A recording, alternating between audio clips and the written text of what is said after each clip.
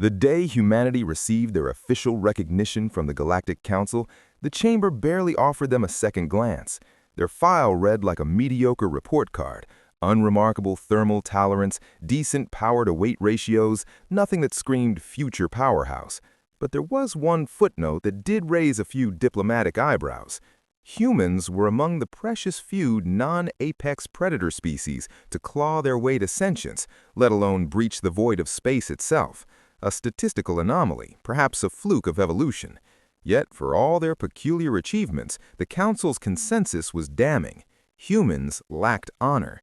Their history, an endless cycle of succession wars, where the death of a single leader could ignite decades of bloodshed, painted them as volatile, unpredictable, and fundamentally untrustworthy. They weren't the worst the galaxy had to offer, but they were galaxies away from the best. The Traxi were the first to see opportunity in this perceived weakness. They watched, they waited, they calculated. They knew it was only a matter of time before humanity's self-destructive tendencies created an opening the Traxi could exploit. 27 years after humanity's induction into the galactic community, that inevitable spark finally ignited. What began as a territorial dispute between human factions erupted into an all-consuming inferno, swallowing worlds whole. The first footage that reached the council chambers, gods, it still haunts my dreams. I don't know how any species could inflict such systematic death upon its own kind. There was no compassion, no code, no honor, just cold mathematical slaughter. The Traxi watched this self-immolation with predatory patience. When the human conflict entered its final exhausted stages, when they were weakest, most divided, the Traxi struck. Millions of Traxi troop ships, thousands of capital warships, they poured into human space like a tsunami of steel and malice. Planet after planet fell, not just fell, collapsed. The death toll climbed into the millions, then tens of millions, then hundreds of millions. The humans died in numbers that broke even the most advanced casualty calculators. The rest of the galaxy? They turned away. This was a human problem. Let them reap what they'd sown.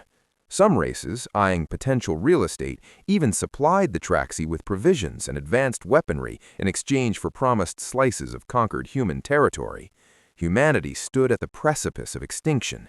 No one was coming to save them. But instead of fading into that good night with quiet dignity, the humans did something utterly incomprehensible. They united.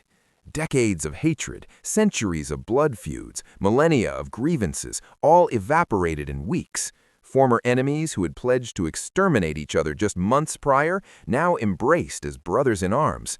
The Traxi advance, which had crushed 73% of human territory in just 6 weeks, ground to a complete halt. 8 months of relentless assault later, they hadn't pushed a single light year further. The Traxi had made a catastrophic error. They'd given humanity a common enemy. 2 years into what historians would call the Traxi-human war, the impossible began happening. The humans were pushing back. Traxi media spun it as a strategic withdrawal, luring humans into overextending, bleeding them dry. And maybe at first that was true. Humans threw staggering resources into reclaiming their worlds, accepting horrific losses for every system they liberated. But here's what the Traxi didn't understand, a concept explained to me by a human colleague, his voice dripping with grim pride. We dig in. An absolutely insane military doctrine. They wouldn't just liberate a planet and move on. They'd fortify it, terraform it into a fortress world, turn every city into a stronghold, every mountain into a weapons platform, every citizen into a defender. Then they'd just sit there, waiting. The Traxi would batter these human lines again and again and again, bleeding themselves dry against human stubbornness.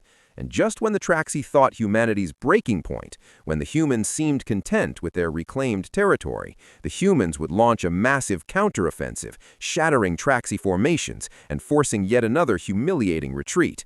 It was madness. It was brutal. It was working. The Traxi would never admit it, not then, not now, not ever, but they were losing. 6 years. The largest war in 5 centuries of galactic history had raged for 6 long years. The Council assumed, prayed, that once humanity reclaimed its lost worlds, they'd stop. They'd had their revenge, they'd proven their point. The Council, of course, was wrong. Humanity didn't just want their territory back, they wanted to erase the threat. No, more than that, they wanted blood. They wanted vengeance for the 16 billion lives the Traxi had erased, and nothing, not the Council, not morality, not the laws of war would stand in their way. In one of the most darkly poetic reversals in galactic history, the Traxi were now fighting for their very existence. Panic consumed the Council. Emergency peace talks were called. To everyone's shock, the humans agreed. Teroi, human space, 9 council member races gathered around the negotiating table, the weight of galaxies pressing down upon them. The humans conducted themselves with eerie dignity. They were articulate, reasonable, almost charming in their understanding of galactic law and diplomatic nuance. My colleagues began to breathe easier. As a junior diplomat on this mission, I dared to hope that peace might actually be within reach. But there was one chilling detail. The humans steadfastly refused to even look at the Traxi delegation, let alone speak to them. Looking back now, the signs were obvious, but in the moment, I dismissed it as understandable trauma. Then the Traxi ambassador, not realizing they were already dead men walking, brought up reimbursement. As conquerors turned conquered, they had the right to demand financial compensation for any Traxi territory still under human control at treaty signing. The entire human delegation went silent, so silent you could hear nanites replicating. Finally, a human delegate spoke, her voice cold as a freezing star. "Please tell me this is some kind of joke." The Chennai delegate, those arrogant fools who bullied the Council into silent action when the Traxi first moved against humanity, spoke up. "Of course not. It is their right, and it is your duty to comply. To not do so is simply—" The Chennai paused, perhaps finally sensing the gravity of the room. "Incomprehensible," the human delegate finished. The human delegation leader stood. He was calm, too calm. "You will have our answer within the hour," he said softly. Then he left. The entire human party followed, a silent exodus that left the council chambers in confused relief. We waited, confident the humans would return with acceptance. The hour ticked by with agonizing slowness. Exactly on the hour, a communication arrived. The human leader's face filled every screen in the chamber. For several heartbeats, he just sat there, staring at us with an expression I couldn't parse. Not moving, not speaking, simply looking. The Chennai delegate, ever the fool, snapped, "Computer, identify that emotion. This is goddamn hard to read." The AI chimed, "Emotion identified. Barely contained—" "Rage," the human leader interrupted, his voice a razor's edge. He smiled then, a smile that would haunt my nightmares until my dying day. Then he turned to the Traxi delegation. "My dear council members, I regret to inform you that we cannot accept the terms for peace as they stand." Silence, complete, absolute silence. The human leader's smile widened, never reaching his eyes. "However, we are willing to compromise." A Traxi soldier burst into the chamber, his scales pale with terror. "Sir, the human ships, they're moving." The screen split. On one side, the human leader's smiling face. On the other, the Traxi homeworld, beautiful, ancient, sacred, completely surrounded by the entire human armada. Not a fleet, not a task force, the entire human military might positioned in perfect formation. The Traxi ambassador sputtered. "What? How? When did you—" The human leader just kept smiling.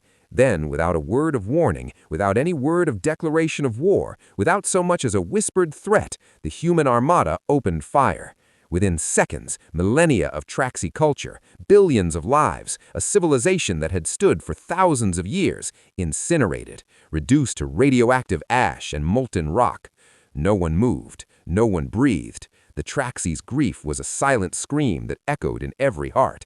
The human leader spoke again, his voice conversational, as if discussing weather patterns. "As you can see, we've decided to compromise. 16 billion of my fellow humans have died since this conflict began." Everyone turned to look at him, trying to comprehend that impossible number. "I feel that trading 10 billion Traxi for 16 billion innocent humans is more than a fair compromise." The word compromise was drenched in venom, wrapped in barbed wire. "As a race, we are now open to any further negotiations of peace." "Are you insane?" roared the Chennai delegate, his composure finally shattered. "You just declared war on the entire Galactic Council. This is the furthest thing from peace. There will be no